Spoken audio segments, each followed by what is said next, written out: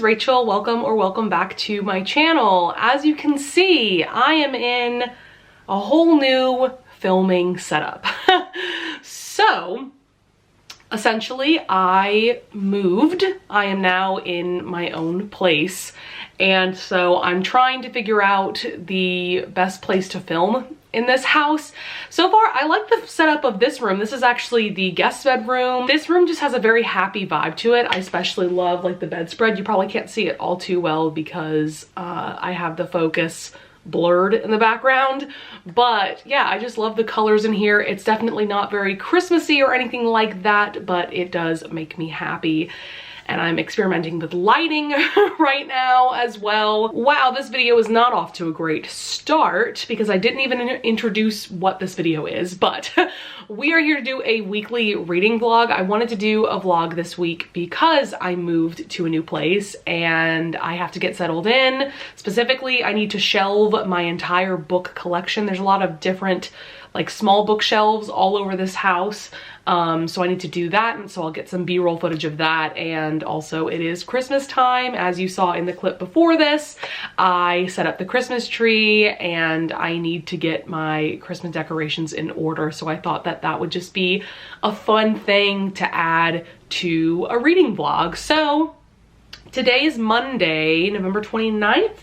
And I'm in the middle of a book right now. I did finish a novella earlier today. It's called I Like Being Watched by Jessica Gaziella. I ended up giving it 3.5 stars. The premise was really fun. Just to give you like a really short synopsis, we have our main character and she gets this job working for this billionaire as like his house manager, and so she's basically like the housekeeper, and she goes for this job because she knows that this man who owns the house has like 1 million hidden cameras, and she's an exhibitionist. She likes to be watched. That vent is right there, and I'm sure that the mic on this camera is picking it up. Oops. Anyways, so yeah, this actually gave me Jessica Kane vibes, which is so much fun. But at the same time, this is a novella. It's just about 200 pages. I personally think it was like 50 pages too long. Like the characters just weren't interesting enough for the 200 page length, if that makes sense. Definitely towards the end, I just started zoning out. So yeah, I gave that 3.5 stars. And then after that, I pretty much jumped right into All the Feels by Olivia Dade. This is easily one of my most anticipated books of the year. It is the follow-up to Spoiler Alert, which is one of my favorite books that I've read this year. I read it way back in January, had a really great time with that book. And so I was so excited about Alex and Lauren's story because we see their characters quite a bit in Spoiler Alert. So basically the premise is that Alex, he's an actor on the same show that Marcus, the hero from book 1, is in.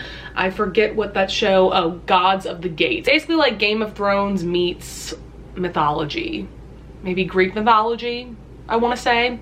And he has ADHD, and something happens. He gets into some kind of bar fight, so it's some kind of scandal. So the showrunner gets his cousin Lauren to be Alex's, I don't know, like babysitter almost. Like she's supposed to keep him in line, make sure that he's not getting into crazy situations. And so things go on from there. And in the plot twist of 2021, I am not loving this book. I know, like, here I am thinking I'm gonna adore this. Like, this was literally featured in my 5-star predictions video that I released a few days ago. If you're curious about that video, I'll have it linked up in the cards above. Let me explain. Alex, I like him, I don't love him, particularly when it comes to how he thinks about and how he treats Lauren, our heroine. So as you can see on this beautiful cover, she's quite a bit shorter than him. She's very curvy. To me, it seems like she has like an apple body shape. Like her character is described as having like a full body and thinner like arms and legs. So to me, that signifies an apple body shape. And the way that Alex thinks about her body, like in his inner monologue, it's not that he's cruel about her body, but he's also not positive either. He just thinks very odd things about her, and it just like rubs me the wrong way. Like somebody I'm friends with on Instagram, I can't remember who it was, they pointed out the same thing.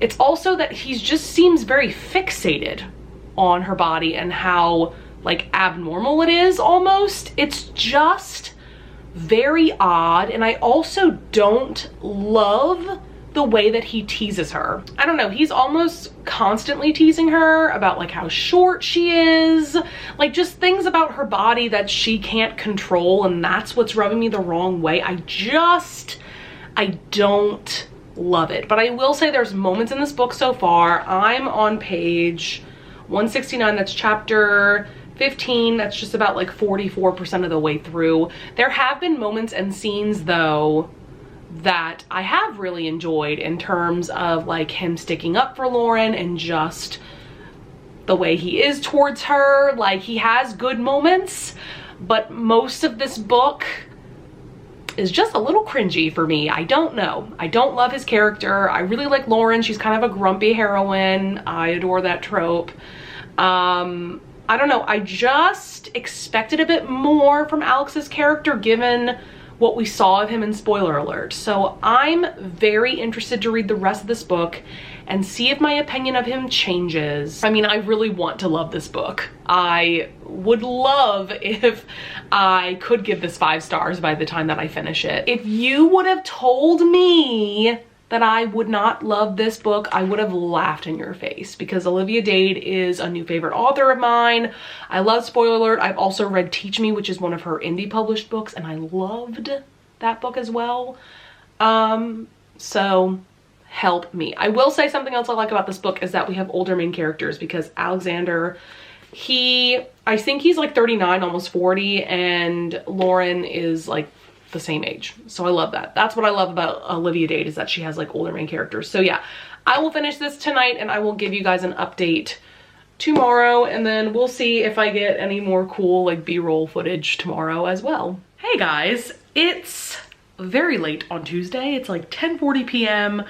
I wanted to do an update so much earlier than this. But Tuesdays are just crazy for me because I have work. Basically, I work really close to my parents' house, which was where I was living before I moved here. And so where I live now is about like 20 to 30 minutes away from there. And so on Tuesdays, I am making it a point to go to my parents' house for the day, so that I'm right near work. And time just got away from me because pretty much right when I got home, my mom and I went to the grocery store, and then I just had so many like little things to do because I'm still moving things from there to here. So I was like gathering like random miscellaneous things to take here tonight after I was done at work. And so yeah, I didn't have time for an update, but I am experimenting with places to film in this house, so that's why I am on the couch in the living room. I have no idea if this lighting is terrible. I mean, to me it looks okay, and the angle looks okay, but you guys will just have to let me know, or I'll figure it out in editing. But reading update. I finished All the Feels by Olivia Dade earlier today. I'm so glad that I was able to finish this before work. Like, that was my goal today. I had 4 hours left to the audiobook, and my goodness, do I have thoughts. My Goodreads review that I wrote for this book is probably the longest Goodreads review that I have ever done, or like the longest book review ever. Like, I just have so many conflicting thoughts about this book. Overall, I gave it 4 stars, and I gave you guys my thoughts on pretty much like the entire first half of the book. The thing with this book is that the vibe changes a lot between the first half and the second half, because right about the 50% mark, a really big event happens. Obviously, I don't want to spoil what that is, but it just changes a lot of things, both plot-wise and romance-wise, and just the relationship between Alex and Lauren, both as friends and as lovers. Just a lot changes. And luckily, also at about the 50% mark, I noticed that Alex stopped having those weird thoughts about Lauren and like stopped fixating like weirdly on her body. And in the second half, like any thoughts that he has about her are completely positive. I was actually recently talking with Crystal from Crystal's Bookish Life because we were reading this book at the exact same time, which was so weird. It doesn't happen that often because it's not like we were buddy reading. It just like so happened that we were reading the book at the same time. She actually DNF'd this book at the 25% mark because of Alex. And honestly, I think the reason that I just kept kind of powering through this book is that, well, I do really enjoy Olivia Dade's writing. And I really liked Lauren's character, but also I was doing a lot of housework yesterday, and so it didn't even occur to me to switch off this book and start something new. I liked the dynamic between these two characters in that like Alex teases Lauren a lot, and it's this whole vibe of like only I can tease you, like it's only okay if I tease you, because there's a lot of incidents where somebody is rude or mean to Lauren and then Alex just goes off, and I am so here for that vibe. But at the same time, he teased her a lot just about being short, and it just got old after a while. Something else about this book is that it's pretty slow burn.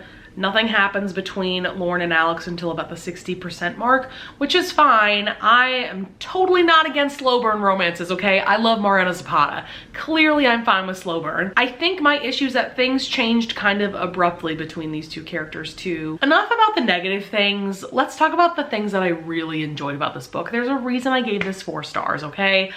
One is the humor. I really enjoy Olivia Dade's sense of humor.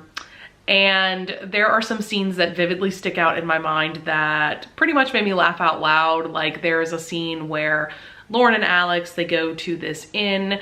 There's only one room available and there's only one bed in that room. And the way that Alex gets so excited about it, one, because he is now attracted to Lauren, but also because that's one of his favorite romance tropes ever.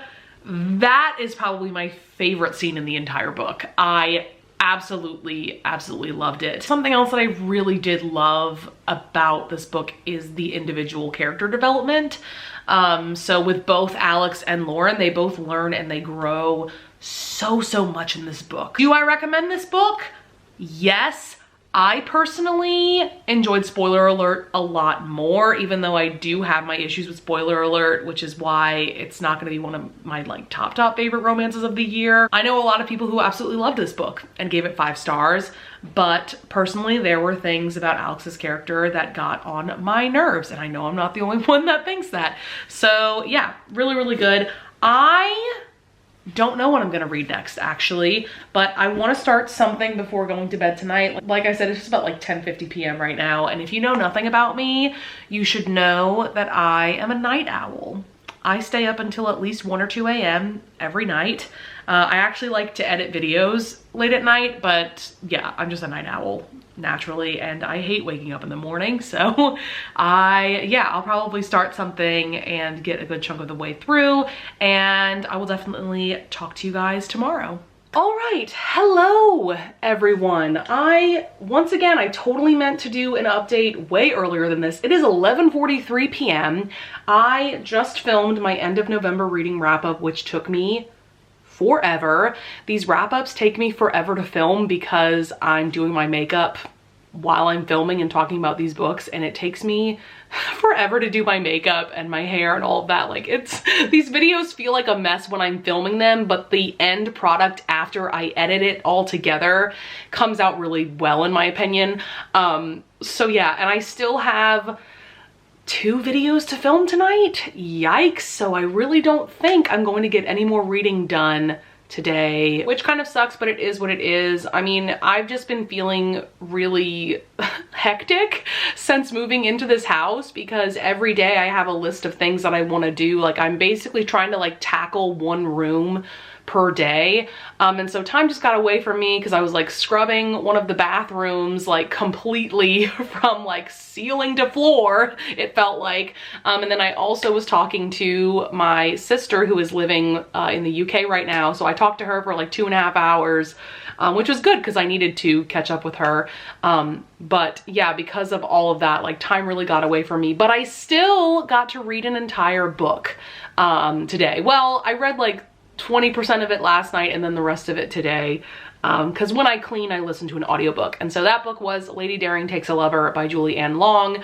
I have been really excited about trying out this author. So I first heard about this book from my friend Dana. She has a booktube channel, but she hasn't posted in a while. So I think I'm just going to post her Instagram link down in the description.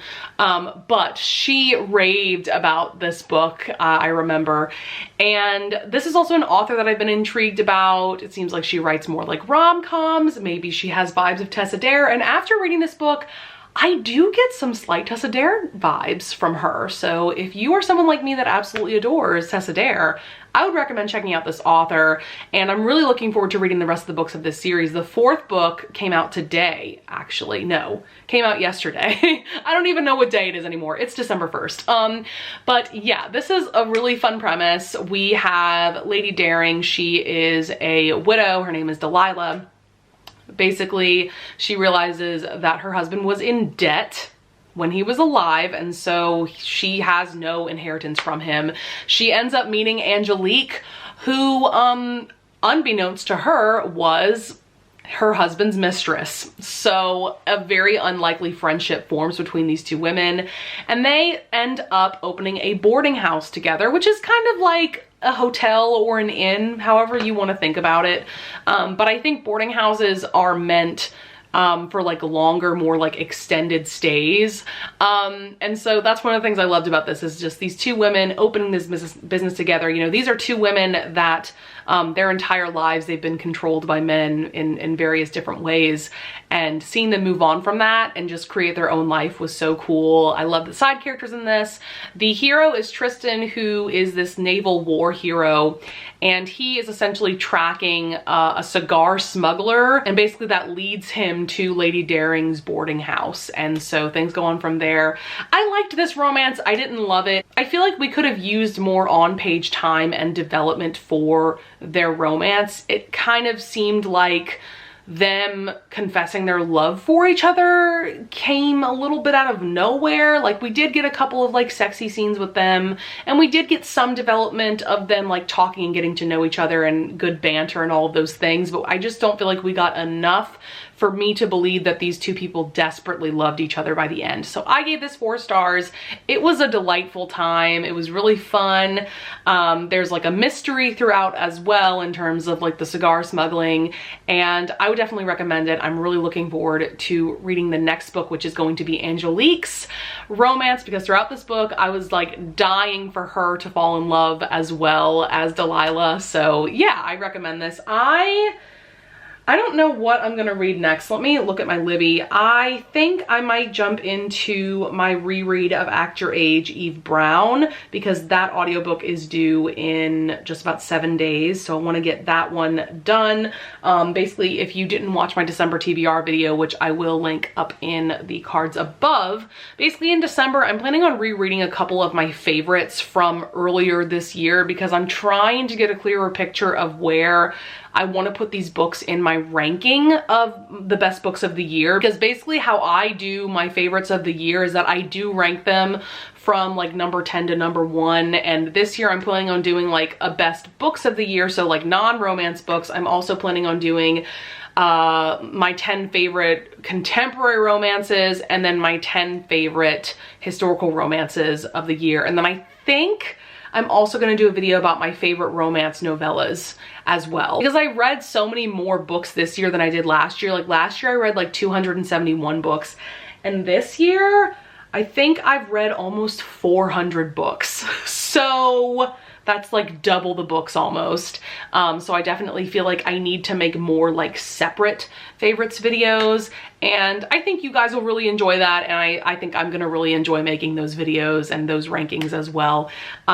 So yeah, I don't know if I'm gonna get any more reading done tonight, because I still have more filming and editing and uploading to do before I can go to bed, but I'm a night owl anyway, so it doesn't really matter. So I will definitely update you guys at some point tomorrow. All right, hello. It is a little bit earlier in the day when I am updating you guys. So it is Thursday, just about 6 p.m. I am tired. My goodness. So last night, you guys could tell how frazzled I was, I think, last night with my last update, because I was in the middle of filming, like, I ended up filming kind of like 3.5 videos because I filmed an update for this vlog, so I'll count that as another half of a video, I guess. And filming took me so long. I started filming my wrap up. That's the video where I'm like doing my makeup and talking about books at the same time. I started filming that at about like 10 p.m. last night, and then I was done filming everything, all 3.5 videos, at 12:30 a.m. Then I stayed up until almost 5 a.m. to fully edit and upload that video so it would go up in time. What is wrong with me? That's not okay. That is definitely not the norm for me. I have never, it has been a really, really long time since I've stayed up that late in general. Although yesterday I did sleep in until I believe like almost noon. Basically, these past few nights, like this entire week, I've just been having really late nights, and so I've been sleeping in until noon to make up for that. So yeah, stayed up way too late, woke up today feeling really tired, and then, you know, basically I've been setting goals for myself every day in terms of getting settled in here. So today's goal was to set up my bed frame and the foundation that goes on top of the bed frame. Basically, I ordered a bed from Casper. There's so many different companies that you can order from, and believe me, I shopped around. I ended up getting like a Black Friday bundle deal where I got a mattress protector, the bed frame, and the foundation for like kind of a set price. And so the bed frame and the foundation came in yesterday. So yeah, today it took me like a solid 2 hours, I want to say, to put the bed together, and then I'm waiting for the mattress to come in. I think the mattress is almost on its way, or it is on its way, and then the mattress protector, and then of course I'll need to put sheets on the bed and all of that. So yeah, that was like a very taxing thing to put the bed together. I don't know if you guys have tried putting a bed together by yourself. I don't recommend doing that. I mean, I didn't realize how much strength I needed to do it, but it's done now. All I need to do is pretty much when the mattress comes in, you just kind of unroll it and it kind of inflates because it's a foam mattress. So yeah, while I was doing all that today, I also kind of like swept the floors around the house and vacuumed the 2 rooms in this house that have carpet. So I got lots of things done, and while I was doing all of that, I was listening to the audiobook for Act Your Age, Eve Brown by Talia Hibbert. This is a reread for me. I think I mentioned this last night. I was rereading this to see if it's one of my top favorite books of the year or top favorite romances of the year. And rereading this just reminded me of the amazing like cozy bed and breakfast vibe, because that's totally what this book centers around. We have Chloe Brown. Her family just believes her to be a hot mess. She can't really commit to a job or a career or anything like that, and so she ends up just kind of leaving her house in frustration, and she comes upon this little bed and breakfast that our hero Jacob runs, and Jacob is this very grumpy and straight-laced guy. He also has autism, and so he's like the opposite of her in so many ways. And so she ends up getting a job as the chef for his bed and breakfast, basically. There's a lot of crazy things that happen along the way, of course. Like at the beginning, she kind of runs over him with her car. One of the things that I love about this book that I forgot from the first time that I read it is, one, that from the moment Jacob first sees Chloe, he describes her as looking like a Disney princess. Like, how freaking sweet is that?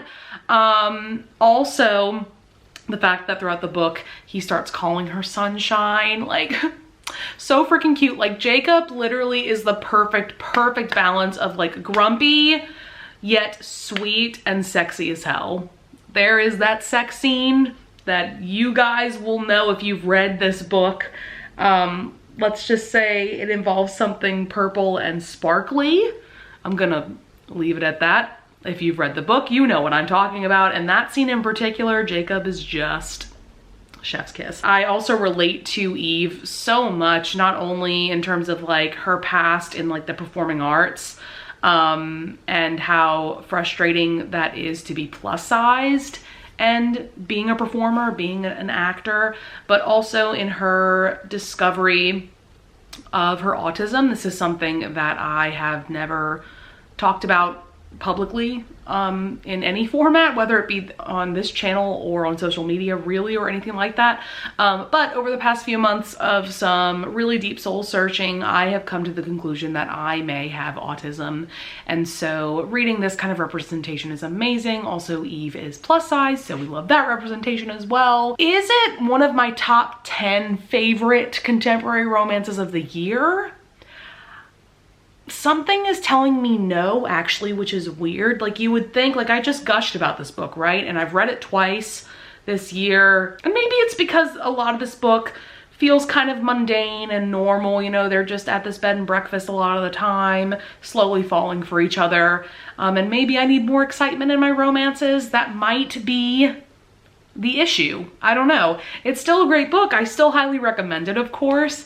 And it's definitely my favorite book that I've read by Talia Hibbert. Definitely my favorite book of the Brown Sisters series. It's just about 6:20 right now. I think I'm gonna take a little break. I'm just so tired right now. It's not necessarily that my brain is tired. It is that my body is tired from doing all of this physical labor that I'm definitely not used to doing. So I think what I'm gonna do is, in a little bit, I'll probably just watch some booktube videos to kind of turn off my brain for a little bit. But I really want to start You've Reached Sam by Dustin Tao. I am just in the mood for this book right now. I know that it's a YA book that's going to make me cry, and I'm just in the mood to cry. That's really it. And this is about Julie and Sam. They have been dating. They're both 17. Sam unexpectedly dies. Julie obviously is grieving that loss. She calls his voicemail just to hear his voice. And it turns out that Sam actually picks up the phone. And so the plot goes on from there. I think that that sounds incredible. I've heard some really great reviews from a lot of people that I follow, and the cover is one of the most beautiful covers I've ever seen in my life. Like, isn't that just absolutely stunning? Like, that is a piece of art. So yeah, I'm definitely in the mood for this kind of vibe right now. And then I also want to read maybe a Christmas romance after this, because I definitely want to read more like contemporary Christmas romances, because next week is the historical romance readathon, so I'm going to be reading historical romances all next week. So this week I want to squeeze in some more contemporary books before that. But yeah, this was kind of a long update, I think, but I just love talking to you guys and updating you about my life and what is going on with this move and everything like that. So I will talk to you guys tomorrow. All right, hey guys, so I thought since this was bookish related that I would just talk about it in this moving vlog. So on the agenda today, as you can see, I have a ton of books just piled on top of furniture. This is going to be my office. And so today's goal is to shelve all my books. So I thought I would just go room by room because I have shelves in several rooms in this house. So yeah, most of my books are piled on top of what is eventually going to be my work desk. And then I just have some piled here. So I have this unit right here. Basically, a unit of just like 2 cubes, and then this is 4 cubes right here. This is a nice chair, and then we have 6 cubes here that books are going to go on. And then on the other side of the office, I have this little unit right here, which already has all of my nonfiction books. Now, I think that all of the shelving in this house is going to be enough for all my books. The guest bedroom, which this is the room that I've actually been filming videos in, but I have this pretty big bookshelf right here that is going to house most of my fantasy books. As you can see, it's already almost full of Cassandra Clare and Sarah J. Maas books, but I do have some gaps that I'll definitely fill. Let's go to the third and final room that will house all of my books. And of course, things aren't focused. Okay, now we're good. So then we have this final 6 cube unit. There's books piled on top of there. There's also this small shelf over here that I think I'm going to put all my historical romances in just mass market paperbacks. As you can see, they're already stacked up on top of there. Then I also have these little night tables that also have shelves. I think the game plan is to put all of my romance books in this room, and I think the shelving I have in here will accommodate that. And then all of my other books will go on all of the other shelves. So I will definitely show you guys what I end up doing with all of these books. 2 hours later. All right, so we've made a lot of progress. So these 2 shelves are almost completely full, and they are double stacked because the cubes are pretty deep. And then this one over here, like the bottom 3 shelves are double stacked, and then the top 3 are single stacked. And as you can see, I still have some space. So basically how I divided them is that this shelf is lots of like young adult science fiction, fantasy, and then this shelf is all of my contemporary books that are not adult romance. And then I did add a few books to this nonfiction shelf. So let us go to the guest bedroom. All right, so as you can see, the shelf looks mostly the same. I did add some more fantasy books onto the shelf, and then this top shelf, like I said, it's kind of short, so I'm kind of limited to what books I can put on there. So it's just kind of a mix of genres.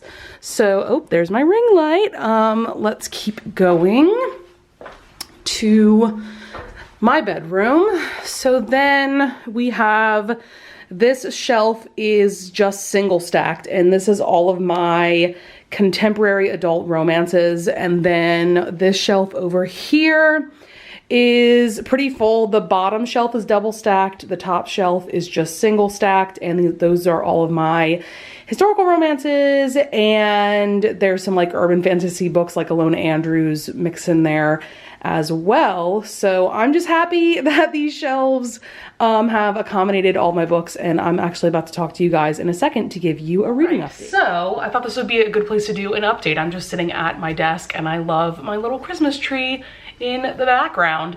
So I have gotten a lot of reading done today because it took me a lot longer than I thought it was going to shelve all of those books, because I was deciding like what books to shelve with what books, and like honestly it probably took too long. Like, I don't know, I can't make decisions when it comes to shelving books, and for some reason in my mind these decisions seem permanent, like as if I can't change where I shelve the books on a whim, you know? So I started You've Reached Sam last night. I think I read like 20% No, I read like 35% of it last night, and then I finished it today, and I've actually started another book because I was still shelving books. Oh my God, let's talk about You've Reached Sam. I knew going into this that this book was going to break me. That's why I wanted to read this. I was in the mood for a book that was going to make me cry and make me feel all the feels, and this totally did that. I think I've already set up the basic premise in past updates, but basically, you know, when Julie calls Sam's voicemail and Sam actually picks up, that is the catalyst for the main plot of this book. And so throughout the story, we're seeing Julie dealing with the grief of losing Sam while also having this really crazy connection to him, being able to talk to him on the phone, even though that's the only capacity that she can communicate with him. Obviously she can't see him in real life or anything like that, and it's only phone calls. It's not like they can text or anything like that, and it's only between their 2 phones, so it's not like anybody else could call Sam's number and he would pick up. And so throughout the book, we're seeing how this death has affected other parts of her life. She's a senior in high school, and of course it has affected her mental health in a big way. And so she hasn't been to school in about a week since his death. She's definitely been alienating herself from the real world, especially because now she can talk to Sam on the phone. Like, she has definitely been isolating herself, and so she's dealing with friends that, you know, want to be connected with her. And she's also dealing with this guy, Oliver, who was Sam's best friend. And he was kind of mean to Julie when Sam was still alive. And now that Sam is gone, Oliver wants to be closer to her. And so she's dealing with that complex relationship, as well as Mika, who was Sam's cousin, and actually she's the reason that Julie and Sam got together. Like, there's just a lot of really complex relationships going on in this story, and I just think the way that this author explored all of those things, all of these very complex issues and topics, I think it's nothing short of stunning and beautiful. But also with this book, like while listening to this audiobook, I was so invested, so enthralled, and just mesmerized by the writing and the story and the characters. Like, you just can't help but love Julie and Sam in particular. I was so invested that I completely forgot about my own life and about the world around me. Like, I'm just, well, and also I'm in this house by myself, so I'm very much like in my own little bubble, which makes me happy because I'm an introvert. But I love when those books come along that you are just so invested that nothing else exists. Also, I thought that reading this would have made me wish that this situation was possible in real life. Like, after someone passes away that you loved, you know, being able to call them again and get that extra closure. But actually the opposite is true with this book, because we see that there are negative consequences to this being a thing, to her being able to talk to Sam on the phone even though he's not really there. And by the end, I just felt so comforted about my own past grief and about Julie's grief, and I just felt so content by the end that I'm kind of happy that that can't happen. You know, I think that when someone passes away, you know, that's really supposed to be the end of it. And this is a very heavy topic to be talking about in this reading vlog, but this book will just really make you think about those issues for sure. I also really liked the way that Dustin Tao wrote the flashbacks so that we were able to see how Julie and Sam got together and, you know, what he was like when he was alive. It was basically told in flashbacks, but like in her dreams as well. So we would just kind of see like snippets of scenes happening, and then it would like seamlessly transition into another scene. And I thought that was so cool, the way that he wrote that. Also, something to note about this book is that Sam passes away from a fatal car accident.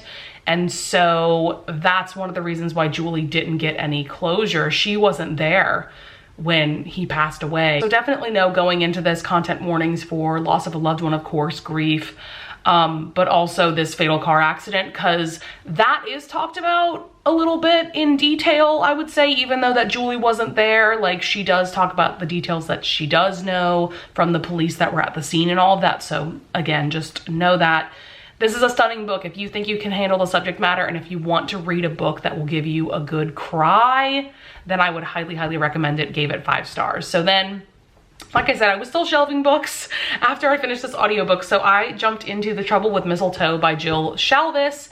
This is the December pick for the Ravished by Romance book club, which is run by Jess from Peace Love Books and Lacey from Lacey Book Lovers.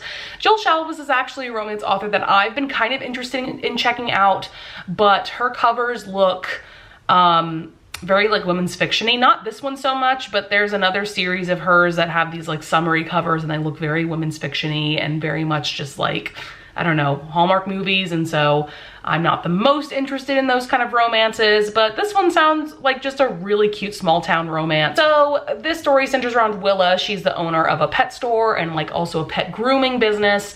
And then this guy, Keen. This is also kind of a second chance romance, because when they were in high school, Keen agreed to go with Willa to their Sadie Hawkins dance, and he ended up standing her up. She has no idea why or anything like that. But since then she's kind of hated his guts.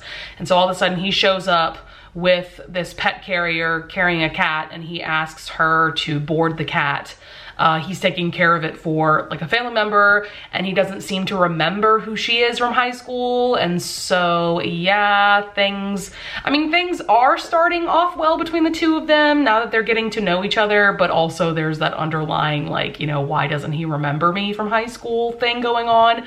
So this just sounds really cute. I mean, honestly, it doesn't sound like anything that's going to be amazing. It's just been something for me to listen to. So we'll see how much I like it. I need to pack an overnight bag because I'm getting ready to head back home because I have work tomorrow morning and I don't want to have to wake up earlier than I have to make the drive back home. So I'm just gonna make the drive tonight basically. So I will get that done, and I will probably talk to you guys like at some point tomorrow afternoon once I'm done with work. All right, we are here for another pretty late night update. I think it's like, yeah, it's 10:40 at night on Saturday. Today has been kind of a long day. I work in the mornings on Saturdays. I teach a dance class. And then I also had to run an errand for my boss. And then we also had a work meeting for a couple of hours. Then I had the live show for the historical romance readathon. We were doing a live show giving historical romance recommendations. So I'm gonna link that video down in the description below if you are interested. That was a live show that was on Jess's channel. Lacey was also on it, so was Lisa and Tori. And that was a fun time, but that was about 2 hours.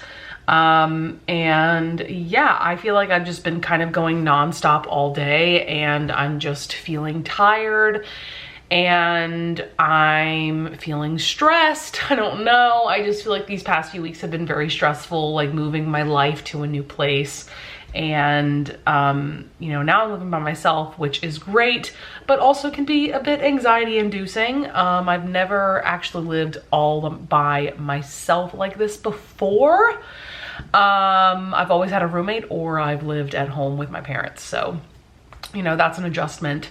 And so unfortunately, because I was just like nonstop today, I really haven't read much today. I will give you guys an update. I finished The Trouble with Mistletoe by Jill Shalvis late last night. And this was really cute. I gave it 4 stars. It's a really solid small town Christmas romance. If that is the vibe you're looking for, I think you'll really like this. This also really heavily features animals, which is fun because Willa, our heroine, owns like a pet store and like a grooming business. And it's also fun because Keen, the hero, he ends up starting to take care of his great aunt's cat named Petunia, who's definitely this very grumpy cat, at least to him. And it's just really funny to see like their antics, and then by the end he loves the cat, and it's just really cute. And yeah, the romance was pretty solid. Definitely, this is steamy, but at the same time, this author doesn't use very explicit language in her sex scenes, so I would still recommend this if you're looking for a small town Christmas romance that is lower steam, lower heat. Then just now, I was finally able to start another book. I'm reading Sinner by Sierra Simone.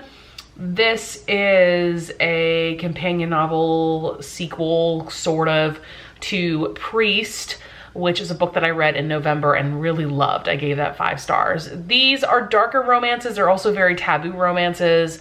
This one is following Sean, who is the brother of the hero in Priest in book 1. And so this is a really interesting dynamic because I'm only about 10% in, but from what I gather of the plot, this book takes place months after Midnight Mass, which is the sequel novella to Priest. And so some time has passed, and we're learning that Sean and Tyler's mom has very serious cancer. So definite content warning for that. This book already has a very heavy vibe to it, but so did Priest, just kind of in a different way. And then we also see that at the beginning, Sean is at this like gala. He's 36. He meets this beautiful woman who calls herself Mary, but he suspects that that is a fake name. And she's only 21, so this is definitely an age gap romance.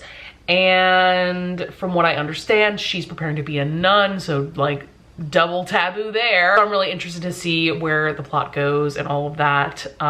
From page 1, I just adore the writing so far, and I did go ahead and get the audiobook from Audible. That's the only place that I could find it. And Jacob Morgan is the narrator. He narrated Priest and Midnight Mass, and he just does a fantastic job with this kind of story and this kind of vibe. I really like his voice. Like I said, this week has been crazy for me. I have not edited a single clip for this vlog yet, which is absolutely insane, because last time I glanced at my iMovie, I have over an hour of raw footage to edit.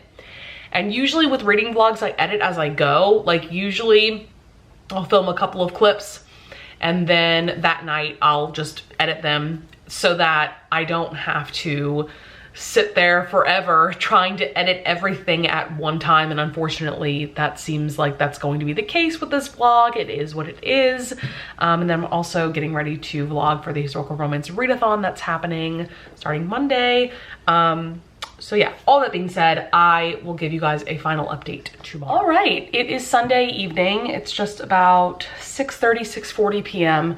and it is time to do a final update for this weekly reading vlog. What a week it has been. I feel like I have been filming this vlog forever. Like Monday seems so long ago. What is happening in my life? But I started Sinner by Sierra Simone last night. I did tell you guys a little bit about that. And then I finished it just a few minutes ago. So I'm here to give you guys my thoughts and wrap up this vlog. So I think I've already gone into the plot a bit, but yes, basically we have Sean. He is this seemingly ruthless businessman, and then we have Zenny, who is what is known as a postulant, someone who is preparing to be a nun, although there is like a whole like apprenticeship program going on. Like you don't just become a nun, like it's a whole process, of course. And so like I said, like she's 21, he's 36, we've definitely got that age gap going on. And I really enjoyed this for the most part. I'm actually giving it 4 stars. I gave Priest 5 stars, and then Midnight Mass, which is the sequel companion novella to Priest, I gave 4 stars. And you know, there's a couple of reasons why I didn't love this as much as I did Priest.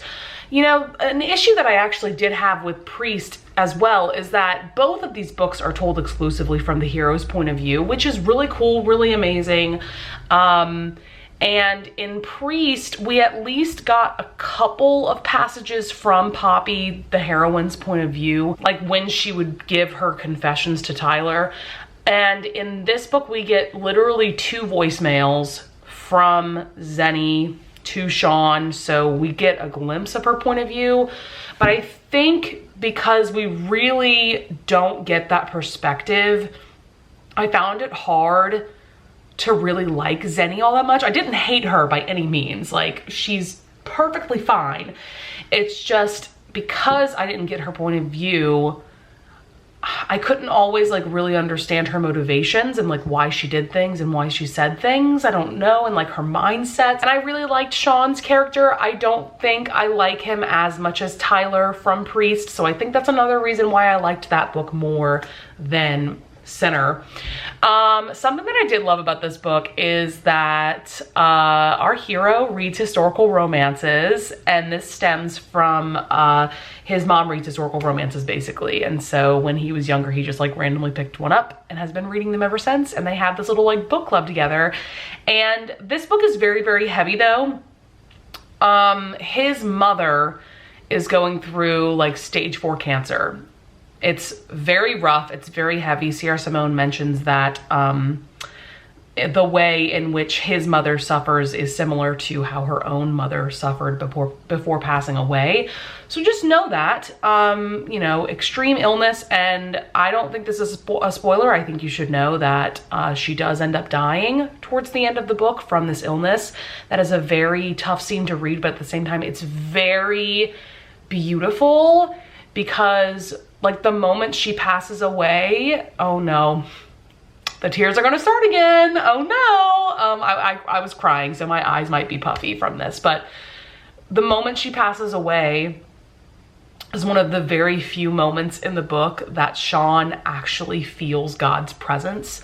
A huge thing with Sean's character is that, something we learn in Priest, his sister ended up committing suicide after a priest molested her numerous times. And so since then, he has hated God. He doesn't believe in God. He hates the Catholic Church, all of those things. And so for him to have this moment where he truly feels God's presence and God's love is just absolutely stunning. Simone has made me seriously reconsider and think about my own relationship with God, and I was raised Catholic. So I can definitely see where Sean gets his anger and his angst about the Catholic Church and about officials in the Catholic Church. Yeah, it's just the way she writes about God is so stunning. And the fact that a taboo romance book series like this can make me seriously think about my relationship with God, like, that's just insane.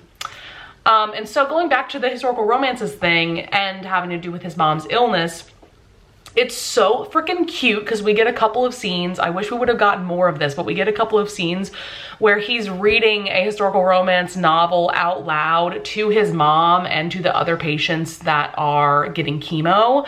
And it's really funny because there's a part where a sex scene comes up and he just wants to skip it. He's like literally about to just read the next chapter, and everybody just complains and yells at him until he finally concedes and reads the sex scene.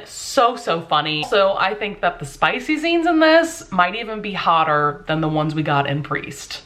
My goodness, all of the fire emojis.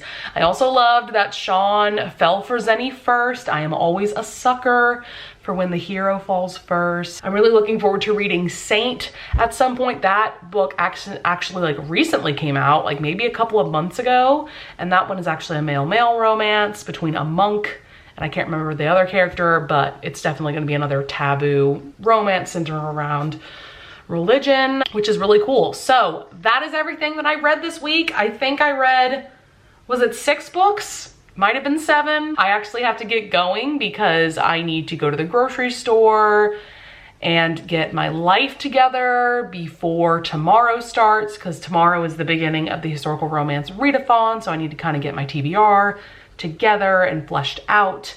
And thank you so much for watching. I hope that you guys enjoyed this kind of chaotic and all over the place reading vlog where I'm trying to get settled into my new place. I'm starting to feel more and more comfortable here day by day as I'm doing things, cleaning things, setting things up. I did set up my TV last night and I'm obsessed with it. It is amazing. So yes, with all of that being said, I would love it if you would leave a comment down below if you want to tell me about some of the books that you read this past week. And I would also love it if you would leave a like and subscribe. And I thank you so much in advance if you do. And I will see you guys in the next video. Bye.